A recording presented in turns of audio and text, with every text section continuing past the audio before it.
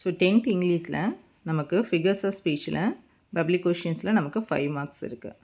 So figures of speech நம்ம இப்போதைக்கு one by one பார்ப்போம். முக்கியமானது ஃபஸ்ட்டு நம்ம பார்க்குறது சிம்லி நம்ம பார்க்குறோம். சிம்லினா என்ன அப்படின்னா it compares two objects through some connective words like and as. Example பார்ப்போம். அதாவது ஒரு சிம்லினா ரெண்டு ஆப்ஜெக்ட்ஸை வந்து என்னது கம்பேர் பண்ணுறது தான் வந்து என்னென்னா சிம்லி. ஸோ அதுக்கு இடையில் லைக் அண்டு அஸ்ன்ற ஒரு கனெக்டிவ் வேர்ட்ஸ் யூஸ் பண்ணியிருப்பாங்க. ஃபார் எக்ஸாம்பிள் பாருங்கள், she is like a flower. அவள் ஒரு ஒரு பூ போன்றவள் அப்படின்ற மாதிரி சொல்லப்பட்டிருக்கு. அப்போ லைக்ன்றது என்னது போல, அஸ்ன்றதும் போல. So like and as use பண்ணி ரெண்டு ஆப்ஜெக்ட்ஸ் அல்லது ரெண்டு திங்ஸ் வந்து கம்பேர் பண்ணியிருந்தாங்க அப்படின்னா அது சிம்லி. அடுத்து மெட்டஃபர்ஸ்னால் என்ன அப்படின்னா இதுவும் compares two objects without connective words like and as. So சிம்லியில் வந்து நம்ம லைக் அண்டு அஸ் வரும், மெட்டஃபர்ஸில் லைக் அண்டு அஸ் வராது. இதுவுமே ரெண்டு ஆப்ஜெக்ட்ஸை கம்பேர் பண்ணுறதான். ரெண்டு ஆப்ஜெக்ட்ஸுமே டிஃப்ரெண்ட்டாக இருக்கும், பட் கம்பேர் பண்ணுவாங்க. ஒரு ஆப்ஜெக்டை இல்லை ஒரு திங்ஸை இன்னொரு திங்ஸோட கம்பேர் பண்ணுறது தான் metaphors. For example, she has a heart of stone அப்படின்றது இருக்குது. அவளுக்கு ஒரு கல் இதயம் இருக்கின்றது. ஸோ அந்த அவளுடைய இதயத்தை வந்து எதோடு ஒப்பிடுறாங்கன்னா ஒரு கல்லோட ஒப்பிடுறாங்க. ஸோ கல்லுக்கு வந்துட்டு ஏதாவது இருக்குமா? இல்லையா? எந்த ஒரு உணர்வுகளும் இருக்காது. ஸோ அதனுடைய தன்மையை அவளோட இதயத்தோடு ஒப்பிடுறாங்க. நெக்ஸ்ட்டு பாருங்கள், சி இஸ் ஆன் ஏஞ்சல். அவள் ஒரு தேவதை. ஒரு தேவதைக்கான பண்பு அவளிடம் இருக்குது. இங்கே எதுவும் லைக் அஸ் போட்டு வந்திருக்கா? இல்லை. அதே சிம்லியில் லைக்கு அஸ் யூஸ் பண்ணியிருப்போம். மெட்டஃபர்ஸில் லைக் அஸ் நம்ம யூஸ் பண்ணியிருக்க மாட்டோம். அது மெட்டஃபர்ஸ், உங்களுக்கான ட்ரிக். அடுத்து கான்ட்ராஸ்ட்னால் என்ன அப்படின்னா முரண்பாடு. இட் மீன்ஸ் ஆப்போசிட்ஸ், எதிர்மறையை குறிப்பது. கான்ட்ராஸ்ட்ன்றது எதிர்மறையை குறிப்பது. Says about oppositions between two objects, அதாவது ரெண்டு ஆப்ஜெக்ட்ஸ்குள்ள எதிர்மறை கருத்துக்களை பற்றி தெரிவிப்பது கான்ட்ராஸ்ட். எக்ஸாம்பிள் பாருங்கள். அதே சமயத்தில் இங்கே வந்து ஒரு லிங்கர் வேர்ட்ஸ் யூஸ் பண்ணி வரும். இது ஒரு ட்ரிக்காக நீங்கள் பயன்படுத்திக்கோங்க. அண்டு அல்லது ஆர். எக்ஸாம்பிள் பாருங்கள், ட்ரூ அண்டு லைஸ். ஸோ ட்ரூன்றது என்னது? உண்மை. லைஸ்ன்றது என்னது? பொய். ஸோ இது ரெண்டுமே எதிர்மறை கருத்துக்கள். ஸோ இந்த ரெண்டு எதிர்மறை கருத்துக்களை இடையில் ஒரு லிங்கர் வேர்ட்ஸ் வந்து இணைத்திருந்தால், அண்டோ அல்லது ஆர் இது மாதிரியான இணைப்பு வார்த்தைகள் இதில் இணைந்திருந்தால் அதற்கு பெயர் கான்ட்ராஸ்ட் என்று நம்ம மென்ஷன் பண்ண வேண்டியதுதான். அடுத்து ஆக்சிமோரான் என்ன அப்படின்னா it is the predictions of two words having opposite meaning. ஆக்சிமோரானும் எதிர்ச்சொற்கள் அடுத்தடுத்து வருவது, ஒரு ஆப்போசிட்ஸ் மீனிங் வந்து பக்கத்தில் வர்றது வந்து என்னென்னா ஆக்சிமோரான். ஸோ கான்ட்ராஸ்டில் வந்துட்டு இந்த லிங்கர் வேர்ட்ஸ் இருக்கும். அதாவது ஆப்போசிட் ஐடியாஸோ இல்லை ஆப்போசிட் திங்ஸோ இருந்ததுனால் இடையில் வந்துட்டு ஒரு லிங்கர் வேர்ட்ஸ் இருந்தது அப்படின்னா அது கான்ட்ராஸ்ட்னாவே முரண்பாடுகள் தான். ஆக்சிமோரானில் வந்துட்டு அப்படி இருக்காது, பக்கத்தில் வரும். இங்கே ஏதாவது ட்ரூ லைஸ், உண்மையும் பொய்யும் இருக்குது, பக்கத்தில் ஏதாவது லிங்கர் வேர்ட்ஸ் இருக்கா? இல்லை. ஸோ இது மாதிரி வந்ததுன்னா ஆக்சிமோரான். அதுதான் எதிர்ச்சொற்கள் அடுத்தடுத்து வருவது. ஃபார் எக்ஸாம்பிள் இங்கே பாருங்கள், ஹாப்பி, சாரோ. இங்கே எதுவும் லிங்கர் வேர்ட்ஸ் அண்ட் ஆர்னு வந்திருக்கா? இல்லை.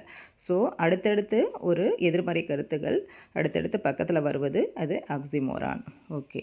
நெக்ஸ்ட்டு ஓனமாட்டோஃபியானா என்னென்னா ஒலியை குறிப்பது. அதாவது ஒரு சவுண்ட்ஸை குறிச்சது அப்படின்னா ஒரு போயம் இருக்குது, அந்த போயத்தில் ஒரு சவுண்ட்ஸ் இது மாதிரி குறிக்கிறதாக மென்ஷன் ஆகிறது மாதிரி வந்தது அப்படின்னா அதுக்கு பேர், அந்த இடத்துல நம்ம எதை மென்ஷன் பண்ணுறோம், எதை கன்சிடர் பண்ணுறோம்னா ஓனமாட்டோஃபியா.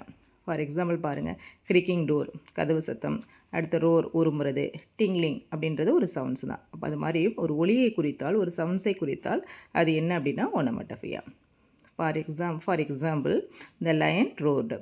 லைன் வந்து அது உருமுது. ஸோ அந்த லைன்டேருந்து வந்த சத்தம் இந்த உருமல் சத்தம். ஸோ இல்லையா, அது சத்தம், ஒலி எழுப்புதல். அதுதான் வந்து என்னென்னா ஓனமாட்டோஃபியா. நெக்ஸ்ட்டு பெர்சானிஃபிகேஷன் என்ன அப்படின்னா மனித பண்புகளை மனிதர் அல்லாதவைகளுக்கு, அதாவது ஒரு உயிருள்ள பொருளை உயிரற்ற பொருளோடு ஒப்பிடுவது. அதான் மனித பண்புகளை மனிதர் அல்லாதவைகளுக்கு உயிரற்ற பொருள் மீது ஏற்றி சொல்லுதல். அதுதான் பெர்சானிஃபிகேஷன்ஸ்.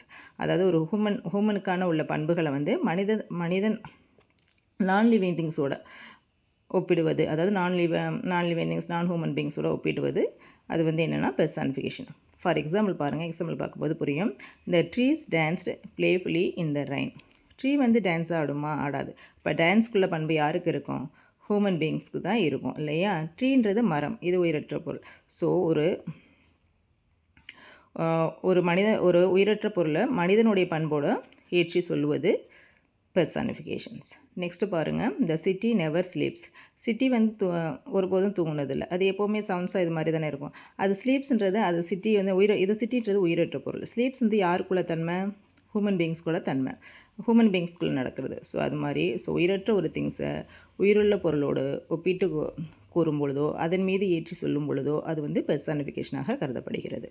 அடுத்து அனஃபோரா. அனஃபோரா அப்படின்னா என்னது? அடுத்தடுத்த வரிகளில் ஒரே வார்த்தை மீண்டும் மீண்டும் வருவது, அது anaphora. For example, if you can think and not make thoughts yours aim, if you can meet with dream and disaster அப்படின்னு சொல்லிட்டு இருக்கு இல்லையா? ஸோ இதில் பாருங்கள், முதல் லைனில் முதல் வார்த்தை இஃப், ரெண்டாவது லைனில் முதல் வார்த்தை இஃப். ஸோ அடுத்தடுத்த லைனில் முதல் வார்த்தை ஒரே மாதிரி வந்தது அப்படின்னா அதற்கு பெயர் அனஃபோரா. ஸோ இதுதான் அனஃபோராக நம்ம கன்சிடர் பண்ணணும். அடுத்து அசோனன்ஸ். அசோனன்ஸ்ன்றது என்னது? Repetition of vowel sounds.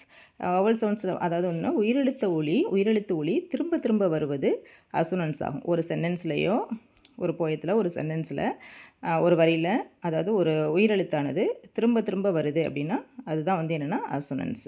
For example பாருங்கள், there is little ink in the ink pot. Vowel sounds என்னென்ன வரும்? A E I O U. இதில் ஐ வருதா? ஐன்றது இங்கு, இதனோட இது வந்து என்னது? இ. ஸோ இது வந்து என்னது? ஆ இ ஊ சொல்கிறோம் இல்லையா? அதில் ஈன்றது உயிரெழுத்து ஒலி, அப்போ வவல்ஸ். ஸோ இதுதான் வந்து என்னென்னா அசோனன்ஸ், அதாவது ரெப்பிட்டேஷன் ஆஃப் வவல் சவுண்ட்ஸ். எது வருதோ அது வந்து அசோனன்ஸ். அசோனன்றது ரெப்பிட்டேஷன் ஆஃப் வவல் சவுண்ட்ஸ், உயிரெழுத்து ஒலி. ஆர் டு அவு. அடுத்து கான்சனன்ஸ்ன்றது repetition of consonant sound. Repetition of consonant சவுண்ட்ஸ்னால் என்ன அப்படின்னா, அது மெய்யெழுத்து ஒலி திரும்ப திரும்ப வந்தது அப்படின்னா அது கான்சனன்ட் சவுண்ட்ஸ். ஹாப்பி, ஹார்ட்டு, இஹு அப்படிங்கிற மாதிரி வருது இல்லையா? ஸோ மெய்யெழுத்து ஒலியை திரும்ப திரும்ப ஒரு சென்டென்ஸில் வந்தது அப்படின்னா அது கான்சனன்ஸ் அப்படின்றது நம்ம மென்ஷன் பண்ணிக்க வேண்டியதான். அடுத்து ரைமிங் வேர்ட்ஸ்னால் என்ன அப்படின்னு, rhyming words and rhyming scheme கண்டிப்பாக கேட்பாங்க. ஃபார் எக்ஸாம்பிள் ஒரு 4 லைன் எடுத்திருக்கேன். So let the way went up the hill or down, over rough or smooth the journey will be joy, still seeking what I sought when but a boy, new friendships, high adventures and a crown அப்படின்ட்டு. இதில் rhyming words எடுத்து எழுதணும். Rhyming words எப்படி எடுத்து எழுதுறது அப்படின்னு பார்த்தீங்கன்னா, so ஒரே சவுண்டை நமக்கு குறிக்கணும். அந்த எண்ட் ஆஃப் த வேர்டில் எது ஒரே சவுண்டை குறிக்குதோ அதுதான் வந்து என்னது? Rhyming words. இப்போ டவுனு, க்ரௌன். ஸோ இதுவும் ப்ரொனவுன்ஸ் பண்ணும்போது, உச்சரிக்கும் பொழுது ஒரே சவுண்டை குறிக்குது இல்லையா? ஒரே சவுண்டை நமக்கு மென்ஷன் பண்ணுது. அப்போ டவுன், க்ரௌன். ஃபார் எக்ஸாம்பிள் பாருங்கள், ரைமிங் வேர்டு இது மாதிரி எழுதிட்டு டவுனு, க்ரௌன் அப்படின்றது எழுதிக்கணும். அடுத்து என்னது இருக்குது? ஜாய், பாய். ஸோ இது ரெண்டும் ஜாய், பாய். ஸோ இப்படி தான் நம்ம ரைமிங் வேர்ட்ஸ் எழுதணும். இது ரெண்டும் பாருங்கள், ஒரே ஒலியை குறிக்குது. Down, crown. அடுத்து ஜாய், பாய். ஓகே. அடுத்து ரைமிங் ஸ்கீம் கேட்பாங்க. ரைமிங் ஸ்கீம் எப்படி எழுதுறது அப்படின்னு பார்த்தீங்கன்னா, இதே மாதிரி தான் நம்ம பார்க்கணும். ஸோ இதனோட ஒலி வந்துட்டு எப்படி இருக்குது? இதனோட சவுண்ட்ஸு டவுன். இதுக்கு நம்ம ஒரு இது போட்டிருக்கோம், ஒரு லெட்டர் கொடுக்குறோம், ஏ.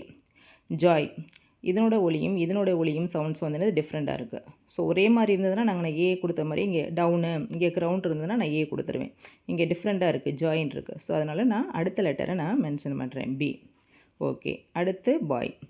ஜாய்க்குள்ள ஒலி ஜாயிஸோட சவுண்டும் பாயோட சவுண்டும் ஒரே மாதிரி வருது. ஸோ இங்கேயும் நான் பி கொடுத்தனால, ஸோ அதனோட சவுண்டு ஒரே மாதிரி சேமாக இருக்கனால இங்கே என்ன கொடுத்தனோ அதை நான் இங்கே கொடுத்துட்டேன்.